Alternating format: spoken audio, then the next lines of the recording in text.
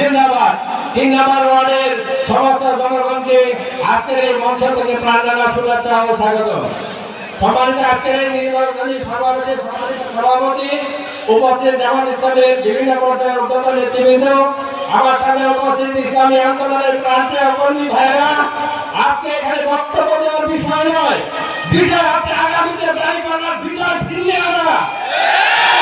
জামাত ইসলামী বিগত 54 বছরে জাতিকে দিয়েছে, এবার জাতি সিদ্ধান্ত নিয়েছে বাংলাদেশ জামাত ইসলামীকে সংসদে পাঠাবে।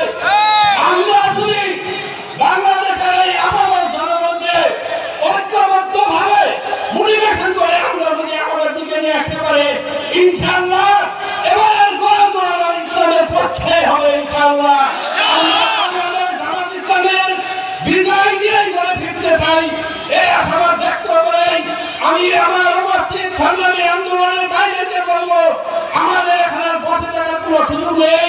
আমরা এই মার্কাকে বিজয়ী করবো ইনশাআল্লাহ, বাংলাদেশে কোরআনের রাজ কায়েম করবো ইনশাআল্লাহ। এই বলে আমি আমার কথা শেষ করছি। আসসালামু আলাইকুম।